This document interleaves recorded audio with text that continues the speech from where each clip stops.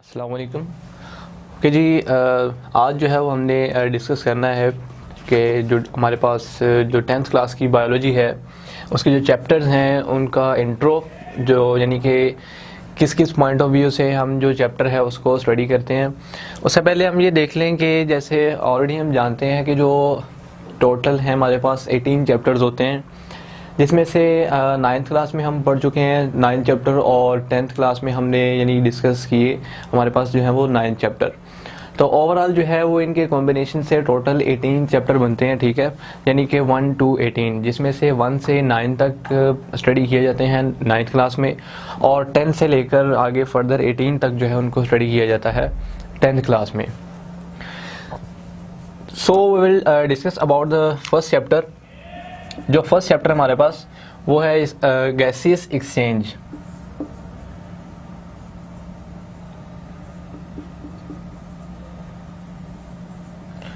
यानी कि एक लिहाज से अगर हम देखें तो फर्स्ट चैप्टर इसलिए बोला कि 10th का फर्स्ट चैप्टर, वैसे एक्चुअल जो है ये 11 चैप्टर जो है 10th चैप्टर जो है वो कंसीडर होगा, यानी कि 10th चैप्टर, ठीक है जी। अब जो गैसियस एक्सचेंज है, अगर हम इसका इंट्रोडक्शन देखें तो इसमें हमें पता लगता है कि जो ऑर्गेनिजम्स हैं इनमें गैसियस एक्सचेंज का प्रोसेस किस तरह से होता है। लाइक अगर हम देखें तो हम ऑर्गेनिज्म हैं, ह्यूमन बींग्स हैं, प्लांट्स हैं, जितने भी एनिमल्स हैं, सबको अपनी लाइफ को सर्वाइव करने के लिए रिस्पायरेशन की ज़रूरत होती है, क्योंकि रिस्पायरेशन के बगैर जो है वो लाइफ का सर्वाइवल बहुत मुश्किल होता है।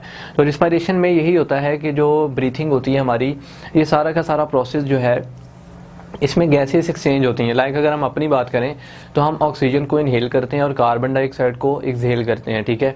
तो ये एक प्रोसेस है गैसेस एक्सचेंज का। इसी तरह से ये प्रोसेस प्लांट्स वगैरह में भी होता है, वो थोड़ा सा ऑल्टर होता है। किस तरह से वो थोड़ा चेंज होता है कि जो प्लांट्स हैं उनको कार्बन डाइऑक्साइड चाहिए होती है और वो ऑक्सीजन को रिलीज़ करते हैं, और वो ऑक्सीजन जो वो प्लांट्स रिलीज़ करते हैं उसको हम यूटिलाइज़ करते हैं। लाइक इस तरह से अगर हम एक डायग्राम सी बना लें कि एक तरफ एनिमल्स ले लेते हैं हम और दूसरी तरफ हम ले लेते हैं प्लांट्स को। प्लांट एनिमल्स जो हैं इनका जो वेस्ट होगा, लाइक हमने जो एक्सहेल की वो थी कार्बन डाइऑक्साइड। जो कार्बन डाइऑक्साइड है इसको फिर यूटिलाइज करेंगे प्लांट्स जब इसको यूटिलाइज करेंगे तो इसके नतीजे में ये एक्सहेल करेंगे ऑक्सीजन। इस ऑक्सीजन को एनिमल्स जो हैं वो अपनी ब्रीथिंग के प्रोसेस के लिए यूज़ करेंगे, ठीक है जी। तो ये जो है वो एक प्रोसेस होता है गैसियस एक्सचेंज का, कि किस तरह से जो गैसियस एक्सचेंज है इसका प्रोसेस अकर होता है। ये इस तरह से एनिमल और प्लांट्स में। अब इसमें अगर हम देखें तो एक गैसियस एक्सचेंज में हम इस चैप्टर के अंदर हम स्टडी करते हैं कि जो हमारा जो सारा जो रिस्पायरेटरी ट्रैक्ट है, कि किस किस तरह से किस किस पार्ट से जो एयर है वो एंटर होती है, हमारे लंग्स तक जाती है और लंग्स से फिर वापस आती है, ठीक है। इसमें हम इसको भी डिस्कस करते हैं, यानी कि इसमें मेन कंपोनेंट्स इसके अलावा हम प्लांट्स वगैरह की बात करें तो प्लांट्स में भी हम ये देखते हैं कि प्लांट्स में जो गैसेस एक्सचेंज का प्रोसेस है वो किस तरह से होता है। लाइक इसमें जो लीव्स हैं और जो स्टोमेटा है ये इन्वॉल्व होते हैं, यानी जो स्टोमेटा होते हैं, ठीक है, लेंटिसेल्स वगैरह इन्वॉल्व होते हैं इस प्रोसेस में, ठीक है जी। और फिर इस चैप्टर के अंदर हम डिस्कस ये करते हैं कि जो हमारा जो प्रोसेस होता है कि किस तरह से जो एयर है वो एंटर होती है और किस प्रोसेस से एयर जो है वो एक्सहेल होती है, यानी कि इनहेलेशन का प्रोसेस क्या होता है और एक्सहेलेशन का प्रोसेस क्या होता है, उसको भी हम इस चैप्टर में डिस्कस करते हैं। नेक्स्ट जो है हमारे पास चैप्टर 2 यानी कि chapter 11।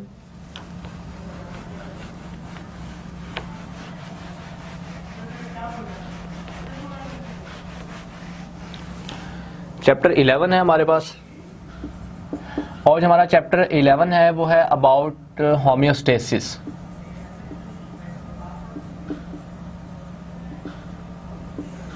What is homeostasis? Homeostasis की अगर हम डेफिनेशन देखें तो ये मेंटेनेंस होती है हमारी इंटरनल बॉडी कंडीशंस की, कि हमारी जो इंटरनल बॉडी कंडीशंस हैं, ठीक है, उनकी जो मेंटेनेंस होती है उसको हम होम्योस्टेसिस बोलते हैं, ठीक है। होम्योस्टेसिस में कौन कौन सी इंटरनल कंडीशन जो है वो मेंटेन होती है, जिसमें इसको 3 कैटेगरीज में हम डिस्कस करते हैं, ठीक है जी। जिसमें इसकी जो फर्स्ट कैटेगरी जिसको हम डिस्कस करेंगे वो इसमें हमारे पास मेनली होती है ऑस्मोरेगुलेशन।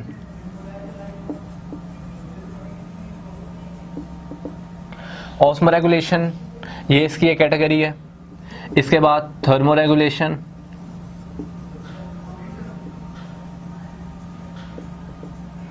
इसके साथ ही एक्सक्रीशन। ये तीन जो है ये कैटेगरीज हैं होम्योस्टेसिस की, कि जो हमारा बॉडी का इंटरनल कंडीशंस हैं वो किस तरह से मेंटेन होती हैं, और जो इंटरनल कंडीशंस की जो मेंटेनेंस है उसको होम्योस्टेसिस बोलते हैं। अब जो हमारी इंटरनल बॉडी की जो कंडीशंस की जो मेंटेनेंस है वो 3 वेज से परफॉर्म होती है। लाइक फर्स्ट है हमारे पास ऑस्मो रेगुलेशन। ऑस्मो रेगुलेशन में हमारी बॉडी में जो सॉल्ट और वाटर का बैलेंसिंग होती है, कि किस तरह से सॉल्ट और वाटर जो है वो बैलेंस पोजिशन पे आते हैं, इस प्रोसेस को ऑस्मो रेगुलेशन बोलते हैं। और जो थर्मो रेगुलेशन है ये हमारी बॉडी में जो ऐसे हीट और जो यानी कि जो टेम्परेचर की जो मेंटेनेंस है उसको जो है वो हम बोलते हैं थर्मो रेगुलेशन। जैसे एज वी नो डैट के जो हमारा जो बॉडी टेम्परेचर है नॉर्मल वो होता है 37 डिग्री सेल्सियस, तो इसके यही 37 डिग्री सेल्सियस ही मेंटेन रहना जो है वो थर्मो रेगुलेशन होता है। ठीक है, तो इसके बाद एक्सक्रीशन के हमारी बॉडी में जो वेस्ट होता है वो किस तरह से जो है वो बॉडी से एक्सक्रीट आउट होता है। ठीक है, अब जो है वो यानी एक्सक्रीशन में मेनली जो यूरिया, यूरिक एसिड वगैरह इस तरह के, अमोनिया वगैरह, इनकी जो सब्सटेंसेस की जो एक्सक्रीशन होती है उसको हम स्टडी करते हैं। अब ऑस्मो रेगुलेशन में अब ये जो होम्योस्टेसिस है इसमें हम देखते हैं कि किस किस ऑर्गन के ज़रिए जो होम्योस्टेसिस है वो परफॉर्म होती है। ठीक है, लाइक अगर हम देखें तो ऑर्गन कौन कौन से यूज़ होते हैं इस प्रोसेस में, इसमें मेनली हमारे पास जो ऑर्गन यूज़ होते हैं वो किडनी वगैरह, हमारे जो गुर्दे होते हैं। ठीक है जी, कि किडनी जो है वो भी as a osmoregulatory organ के तौर पर वर्क करती है, कि जो सॉल्ट और वाटर की जो मेंटेनेंस है उसको परफॉर्म करती है किडनी के ज़रिए। इसके अलावा जो है वो हम देखें तो थर्मो रेगुलेशन के लिए जो है वो हमारी बॉडी में यूज़ होता है ब्रेन का एक पार्ट जिसे हम बोलते हैं हाइपोथैलेमस। हाइपोथैलेमस जो है ये एक ब्रेन का ऐसा पार्ट है जो टेम्परेचर को मेंटेन करता है। ठीक है जी, टेम्परेचर को 37 डिग्री सेल्सियस के ऊपर फिक्स रखता है। इसके अलावा अगर हम देखें तो एक्सक्रीशन का प्रोसेस है। ठीक है जी, एक्सक्रीशन के प्रोसेस में मेनली अगर हम देखें तो जो हमारे पास लीवर है, लीवर ये इसमें इम्पॉर्टेंट रोल जो है वो प्ले करता है एक्सक्रीशन के प्रोसेस में, और मेनली किडनी भी इसके साथ एसोसिएट होती है। तो अब हम इसमें किडनी के स्ट्रक्चर के बारे में भी स्टडी करते हैं इस चैप्टर में, कि किडनी का स्ट्रक्चर किस तरह से होता है और उसका जो फंक्शन है वो क्या है, और हाइपोथैलेमस को भी देखते हैं, और जो लिवर है इसका जो फंक्शन है किस तरह से ये एक्सक्रीशन के प्रोसेस में अपना रोल प्ले करता है उसको भी इसमें स्टडी करते हैं। इसके बाद हम आते हैं अपने चैप्टर 12 पे।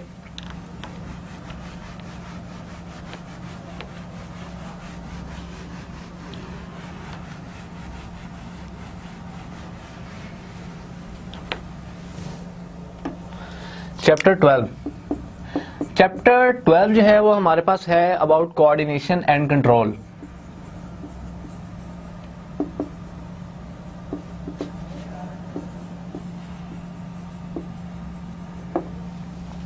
कोऑर्डिनेशन एंड कंट्रोल, जैसे हम ऑलरेडी जानते हैं कि किसी भी कोई भी मशीन है उसको कंट्रोल करने के लिए कोई एक ऐसा पार्ट होता है जो उसको कोऑर्डिनेट कर रहा होता है, उसके फंक्शन को कंट्रोल कर रहा होता है। इस तरह हमारी बॉडी भी एक ऐसी मशीन है जिसको कंट्रोल करने के लिए हमारी बॉडी में लगा हुआ है ब्रेन। ठीक है जी, तो ब्रेन जो है वो हमारी बॉडी को कंट्रोल कर रहा है एज ए कोऑर्डिनेटर के तौर पर। ठीक है, तो कोऑर्डिनेशन एंड कंट्रोल में हम ये चीज़ स्टडी करते हैं इस चैप्टर में कि किस तरह से हमारी बॉडी की जो फंक्शंस हैं वो कंट्रोल होते हैं। ठीक है जी, कि कंट्रोल में आते हैं। अब कोऑर्डिनेशन एंड कंट्रोल में हम क्या क्या चीज़ डिस्कस करते हैं, इसमें हम मेनली 2 कंपोनेंट्स जो हैं उसको स्टडी करते हैं। ठीक है जी, लाइक 2 सिस्टम होते हैं हमारे पास। एक होता है हमारे पास जो कोऑर्डिनेशन की जो टाइप्स हैं, एक होती है केमिकल कोऑर्डिनेशन,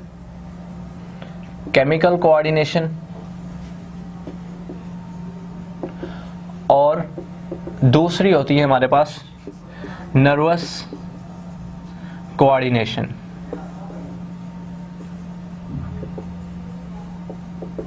यानी कि जो कंट्रोल होता है हमारी बॉडी का वो 2 वेज से होता है।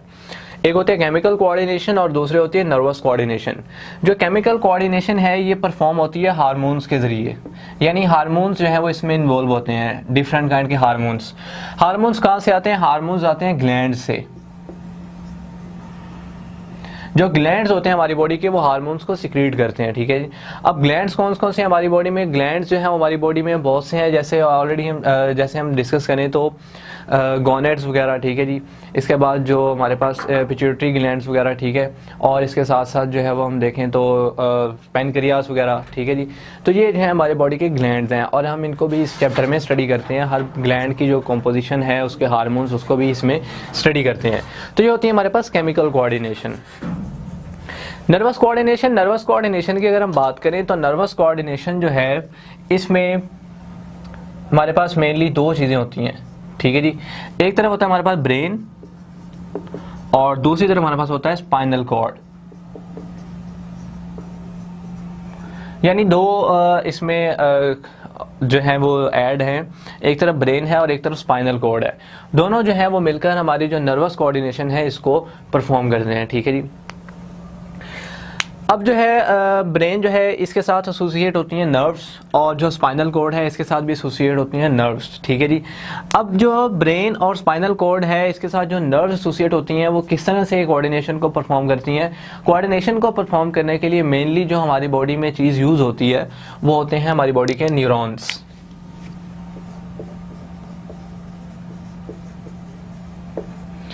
न्यूरॉन्स जो होते हैं ये समझ लें कि मैसेज को ट्रांसफ़र करते हैं हमारी बॉडी से ब्रेन तक या ब्रेन से बॉडी तक।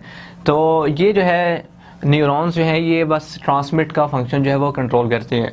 अब न्यूरॉन्स जो हैं इनकी भी कैटेगरीज होती हैं, कुछ होते हैं सेंसरी न्यूरॉन्स, कुछ होते हैं मोटर न्यूरॉन्स और कुछ होते हैं इंटरमीडिएट या इंटर न्यूरॉन्स, ठीक है जी।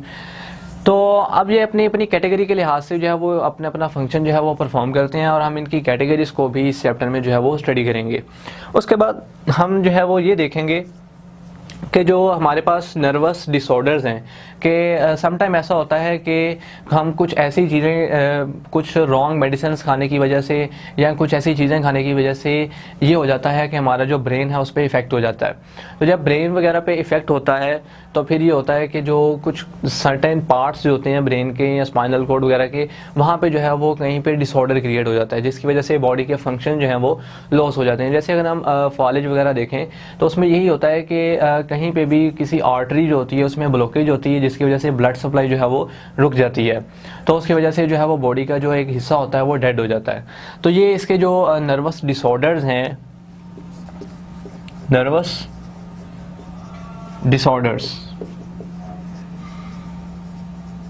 इसको भी हम इस चैप्टर में स्टडी करेंगे। यहाँ पे जो इस चैप्टर में हम स्टडी करेंगे वो हमारे पास मेनली दो नर्वस डिसऑर्डर हैं, जिसमें हमारे पास एक है एपिलेप्सी और जो सेकंड है हमारे पास वो है पैरालिसिस। यानी ये दो नर्वस डिसऑर्डर जो है वो हम इस चैप्टर में जो है वो स्टडी करते हैं। तो ये हमारे पास कोऑर्डिनेशन एंड कंट्रोल, इसका इंट्रोडक्शन। नेक्स्ट चैप्टर जो है हमारे पास वो है about sport and movement.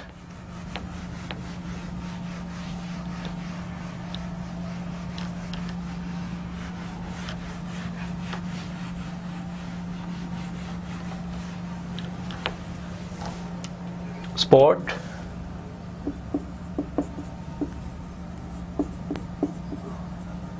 And movement. अब स्पोर्ट एंड मूवमेंट ये हमारे पास एक चैप्टर है और बहुत ही यानी खासियत है इस चैप्टर की वो इस तरह से कि हमारी बॉडी किस तरह से स्पोर्ट होती है, हमारी बॉडी को कौन सपोर्ट करता है, हमारी बॉडी की मूवमेंट्स कहाँ से परफॉर्म होती है, ठीक है। तो इसमें अगर हम देखें तो स्पोर्ट और मूवमेंट हमारी बॉडी को कहाँ से मिलती है? हमारी बॉडी में एक मौजूद होता है स्केलेटन, ठीक है, जो हमारी बॉडी को होल्ड करके रखता है, हमारी बॉडी को मजबूती से यानी कि बिल्कुल हमारी बॉडी उससे अटैच रहती है, होल्ड रहती है।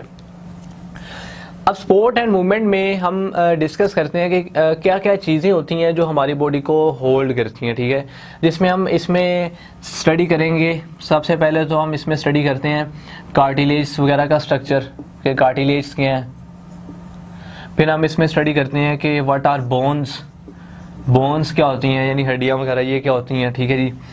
इसके बाद जो है वो हम जॉइंट्स के बारे में स्टडी करते हैं कि व्हाट आर जॉइंट्स, जॉइंट्स क्या होते हैं, कहाँ कहाँ इनका यूज़ होता है, कैसे कैसे ये फिक्स होते हैं, किस किस पोजीशन पे होते हैं, किस किस टाइप के होते हैं, ठीक है जी। ये सारा हम इसमें इसको स्टडी करते हैं। तो इसमें फिर हम जो है वो ह्यूमन स्केलेटन जो है इसके बारे में भी स्टडी करते हैं। स्केलेटन जो है ये इसकी 2 कैटेगरीज होती हैं, ठीक है जी, जिसमें फर्स्ट जो है वो हमारे पास एक होता है एक्सियल स्केलेटन और एक होता है अपेंडिकुलर स्केलेटन।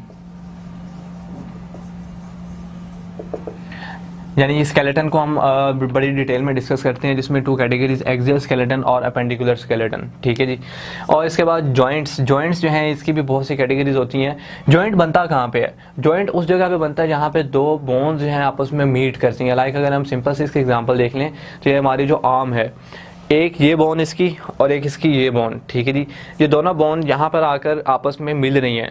तो ये जो पोजीशन बन रही है यहाँ पे, ये जो एल्बो है ये एक एल्बो जॉइंट है, जहाँ से ये दोनों बोन्स आपस में आकर मिल रही हैं इनके हेड्स, ठीक है जी। तो जॉइंट्स जो हैं ये बोन्स को कम्युनिकेट करते हैं, उनको अटैच करते हैं एक दूसरे के साथ। इसके बाद बोन्स की अगर हम देखें तो बोन्स जो हमारी बॉडी में बहुत सी डिफरेंट कैटेगरीज की होती हैं। लाइक हर बोन्स जो हैं इनसे मिलकर ही एक जो स्केलेटन है वो पूरा बॉडी का बनता है, ठीक है। जैसे हमारे आर्म्स हैं, इवन हर जगह पे जो बोन्स हैं वो मौजूद हैं, ठीक है। तो बोन्स जो हैं इनकी अब कॉम्पोजिशन अलग हो सकती है, ठीक है जी। लाइक अगर हम कॉम्पोजिशन की बात करें तो हमारे पास इसके 2 पार्ट्स होते हैं, ठीक है जी। एक हम डिस्कस करते हैं स्पॉन्जी बोन्स और कॉम्पैक्ट बोन। अगर हम डिस्कस करें इस तरह से कि हमारे पास ये बोन है और अब ये जो बोन है, लाइक कोई भी बोन हो सकती है हमारे पास, तो इसका जो एक आउटर रीजन होता है और एक इसका इनर रीजन होता है। जो आउटर रीजन होता है ना, आउटर रीजन ये हार्ड होता है। ये आउटर रीजन जो हार्ड होता है ये हमारे पास होती है कॉम्पैक्ट बोन, और जो इनर रीजन होता है जो थोड़ा सॉफ्ट होता है, स्पॉन्जी होता है, वो होता है स्पॉन्जी बोन। यानी स्पॉन्जी सॉफ्ट बोन होती है, कॉम्पैक्ट बोन हार्ड होती है। तो इस चीज़ को हम इसमें स्टडी करेंगे। कार्टिलेज के हम टाइप्स डिस्कस करेंगे। कार्टिलेज जो है इसके सेल्स किस तरह के होते हैं, ठीक है। तो ये सारा जो है इसमें इस चैप्टर में हम इसको डिस्कस करते हैं। और जो कुछ ऐसे एनिमल्स हैं जिसमें जो स्केलेटन होता है वो आउटसाइड द बॉडी होता है, तो वो होता है एक्सोस्केलेटन। हमारे अंदर जो स्केलेटन है वो एंडोस्केलेटन है जो इनसाइड द बॉडी है, ठीक है जी। ये हो गया हमारे पास port and movement. Next chapter जो है वो हमारे पास है अबाउट रिप्रोडक्शन।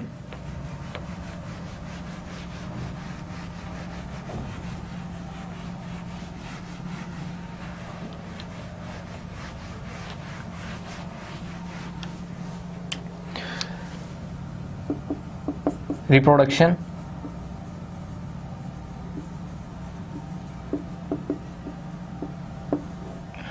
रिप्रोडक्शन को अगर हम देखें तो रिप्रोडक्शन का मतलब है रिप्रोड्यूस, यानी दोबारा प्रोड्यूस करना, ठीक है जी। तो इस रिप्रोडक्शन जो है इसके किस तरह के मेथड्स होते हैं, अगर हम मेनली डिस्कस करें तो रिप्रोडक्शन जो है इसके 2 वेज होते हैं। एक होती है सेक्सुअल रिप्रोडक्शन और एक होती है एसेक्सुअल रिप्रोडक्शन, यानी 2 मेथड्स हैं इसके। जो सेक्सुअल रिप्रोडक्शन है इसको अगर हम देखें तो यानी इसको ये भी बोला जाता है कि ये ट्रियो वे से होती है, यानी ये ट्रियो रिप्रोडक्शन है। जबकि अगर हम एसेक्सुअल को देखें तो ये इसे ये भी कह रहे हैं कि ये फॉल्स होती है। क्यों फॉल्स होती है, क्यों ट्रियो होती है? कि सेक्सुअल रिप्रोडक्शन जो है इसमें 2 गैमीट्स इन्वॉल्व होते हैं, जबकि जो एसेक्सुअल रिप्रोडक्शन है इसमें ओनली 1 गैमीट इन्वॉल्व होता है, ठीक है जी। क्योंकि जो सेक्सुअल रिप्रोडक्शन है इसमें वेरिएशन आ जाती है, एसेक्सुअल रिप्रोडक्शन में कोई भी वेरिएशन नहीं आती, ठीक है जी। तो ये इस प्रोसेस का हम डिस्कस करेंगे। अब हम ये देखेंगे कि जो हमारे पास एनिमल्स हैं, किन किन एनिमल्स में एसेक्सुअल रिप्रोडक्शन होती है और किन किन में सेक्सुअल रिप्रोडक्शन होती है। लाइक अगर हम बात करें हमारे पास जैसे हाइड्रा वगैरह, यीस्ट वगैरह, तो ये सारे जो हैं ये ऐसे ऑर्गेनिजम्स हैं जिनमें एसेक्सुअल रिप्रोडक्शन होती है। कुछ अपने आप को रिप्रोड्यूस करते हैं बडिंग के प्रोसेस के ज़रिए, ठीक है जी। तो कुछ अपने आप को रिप्रोड्यूस करते हैं फ्रेगमेंटेशन के प्रोसेस के ज़रिए, फ्रेगमेंट्स बनाकर, ठीक है। तो एनिमल्स की अगर हम सेक्सुअल रिप्रोडक्शन में आ जाए तो जैसे हम प्लांट्स वगैरह की अगर हम बात करें तो प्लांट्स में भी जो है वो सेक्सुअल रिप्रोडक्शन होती है। जो हम लोग हैं एनिमल्स हैं, हायर एनिमल्स, इनमें भी सेक्सुअल रिप्रोडक्शन जो है वो इन्वॉल्व होती है। अब इसके जो मेथड्स हैं उसको भी हम इस चैप्टर में डिस्कस करेंगे और मेनली जो है इसमें हम डिटेल में डिस्कस करेंगे जो रैबिट का जो रिप्रोडक्शन का सिस्टम है, रैबिट में जो सेक्सुअल रिप्रोडक्शन होती है उसके सिस्टम को भी हम इस चैप्टर में जो है वो डिटेल में डिस्कस करते हैं, including male rabbit and female rabbit. यानी इन दोनों का जो रिप्रोडक्टिव सिस्टम है उसकी हम डिटेल में इसमें जो है वो स्टडी करते हैं कि क्या क्या जो रिप्रोडक्टिव पार्ट्स हैं, रिप्रोडक्टिव ऑर्गन्स हैं कि जो रिप्रोडक्शन में इन्वॉल्व होते हैं, उन सबको जो है वो हम इस चैप्टर में जो है वो डिस्कस करते हैं। और टाइम जो है वो हम इसमें एक डिजीज़ के बारे में भी स्टडी करेंगे जो कि एड्स है, एक्वायर्ड इम्यूनोडेफिशिएंसी सिंड्रोम, कि ऐसी डिज़ीज़ है जो हमारी बॉडी में जो इम्यूनिटी है इसको वीक करती है। यानी लाइक एड्स जो है ये एक वायरस के ज़रिए कॉज होती है और वो वायरस है HIV।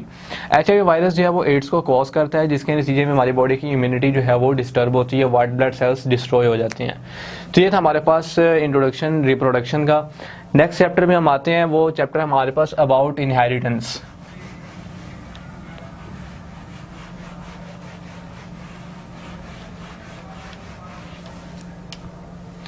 Inheritance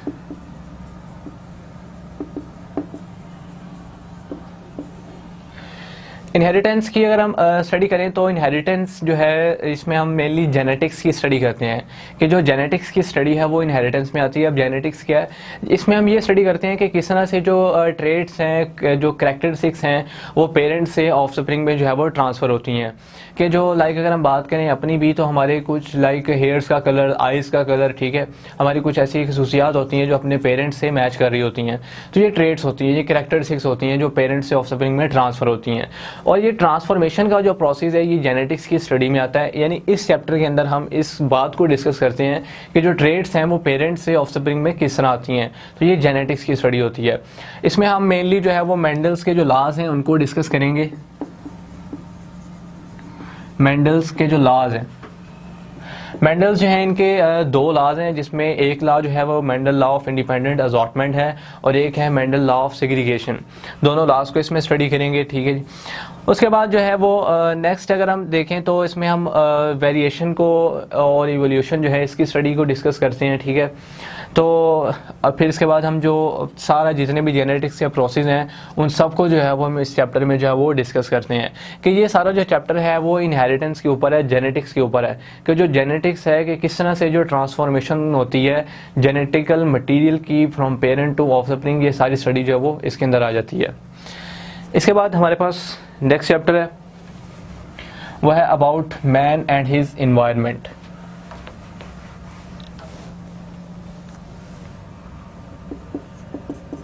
Man and his environment।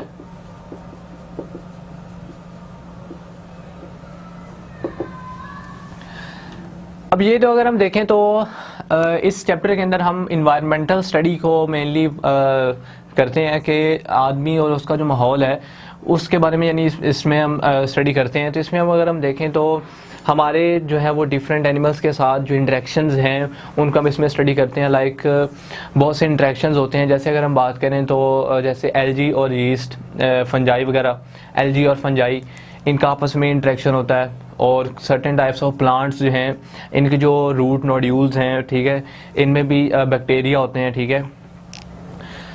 तो नाइट्रोजन फिक्सिंग बैक्टीरिया जिन्हें बोलते हैं, जो नाइट्रोजन को फिक्स करते हैं, यानी कि नाइट्रोजन को फिक्स करके जो है वो प्लांट्स को देते हैं, फिर फर्दर प्लांट्स उसको यूज़ करते हैं। तो इस तरह और फिर बहुत से यानी कि जो हम इंटरेक्शंस हैं उसको हम इस चैप्टर में स्टडी करते हैं। और मेनली हम इस चैप्टर में ये स्टडी करते हैं इकोलॉजी के बारे में।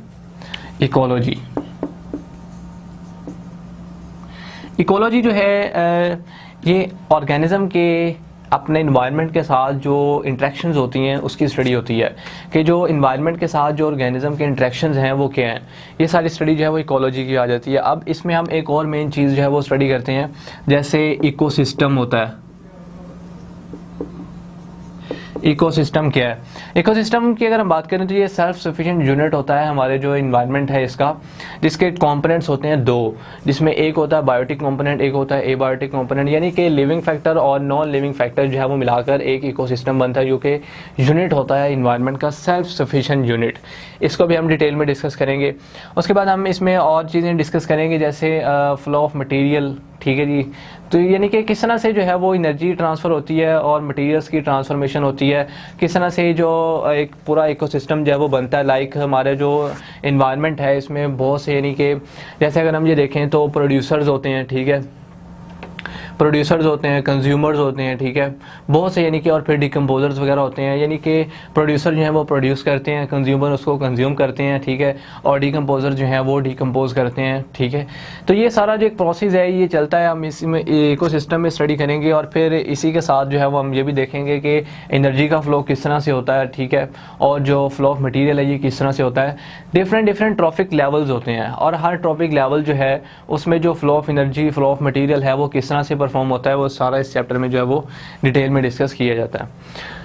नेक्स्ट चैप्टर हमारे पास है about biotechnology.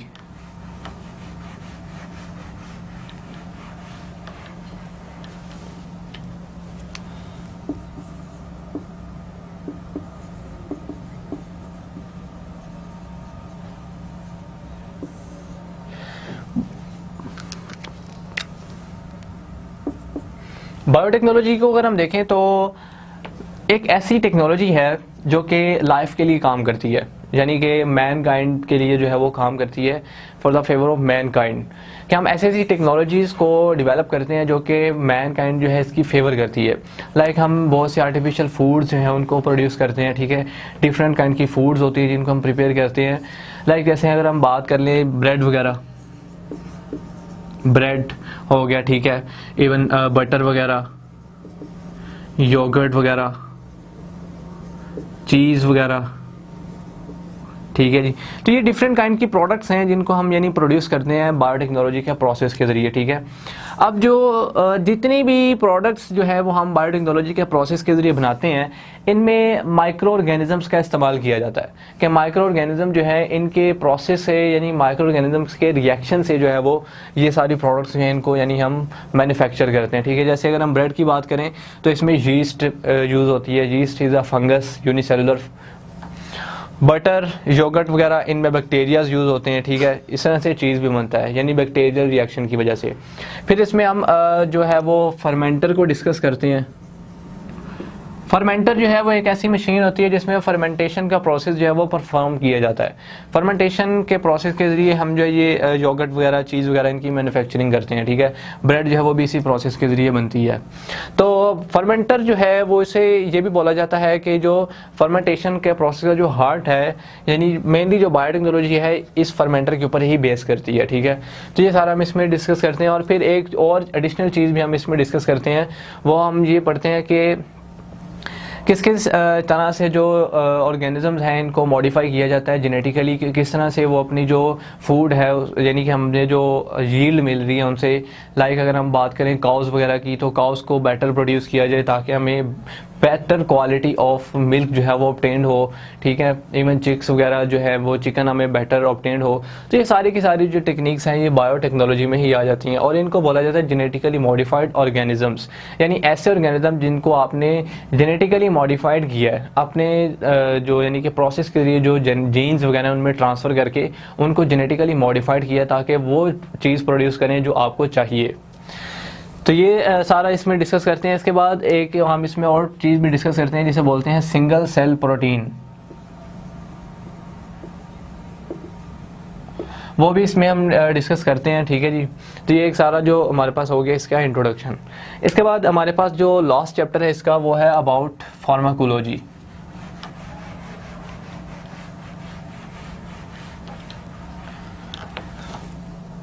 Chapter number 18 pharmacology.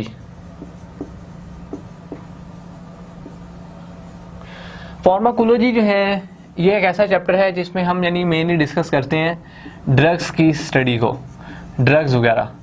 अब जो ड्रग्स हैं ये भी दो तरह के होते हैं, ठीक है जी। मेनली एक होते हैं एडिक्टिव ड्रग्स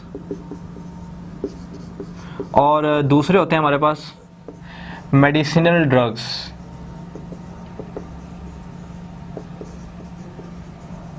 यानी दो तरह के होते हैं, एक होते हैं एडिक्टिव ड्रग्स और एक होते हैं मेडिसिनल ड्रग्स। एडिक्टिव ड्रग्स जो ऐसे सब्सटेंसेस जो कि हमारी बॉडी में जब एंटर होते हैं तो हमारे जो फंक्शंस हैं उसको अल्टर करते हैं, उनको मेनली ड्रग्स बोलते हैं। यानी ड्रग्स उन चीज़ों को बोला जाता है जो हमारी बॉडी में एंटर होकर नॉर्मल फंक्शन को डिस्टर्ब करें, यानी चेंज करें, अल्टर करें। अब जो एडिक्टिव ड्रग्स हैं ये ऐसे ड्रग्स हैं जो पर्सन को अपने ऊपर एडिक्ट कर लेते हैं, अपने ऊपर डिपेंड कर लेते हैं, ठीक है। लाइक पर्सन इनके ऊपर डिपेंड हो जाता है। जब तक ये ड्रग्स उस पर्सन को दिए नहीं जाएंगे उसकी बॉडी के नॉर्मल फंक्शंस परफॉर्म नहीं होंगे। मेडिसिनल ड्रग्स जो है वो डिजीज की क्योरमेंट और ट्रीटमेंट के लिए जो है वो इस्तेमाल होते हैं। मेडिसिनल ड्रग्स बहुत से होते हैं, ठीक है, जिसमें हमारी मेनली मेडिसिन जिनमें एंटीबायोटिक्स वगैरह, ठीक है, एंटी वायरल मेडिसिन वगैरह, यानी बहुत से होते हैं मेडिसिनल ड्रग्स, ठीक है जी। इसके बाद जो है वो हम इसमें स्टडी करते हैं एक मेन टॉपिक के बारे में जिसमें हमारे पास होता है मेनली वैक्सीन। वैक्सीन की फॉर्मेशन के वैक्सीन क्या है, व्हाट आर वैक्सीन। वैक्सीन जो है ये एक ऐसा सब्सटेंस है जो वायरल डिजीज़ के लिए यूज़ होती है, मेनली बैक्टीरियल डिजीज़ के लिए भी ये यूज़ होती है, बैक्टीरियल इन्फेक्शन के लिए भी यूज़ होती है और वायरल के लिए भी यूज़ होती है। मेनली जो है ये वायरल के लिए इसका इस्तेमाल किया जाता है। और फिर एंटीबायोटिक्स के बारे में जो है वो हम इसमें स्टडी करेंगे कि व्हाट आर एंटीबायोटिक्स।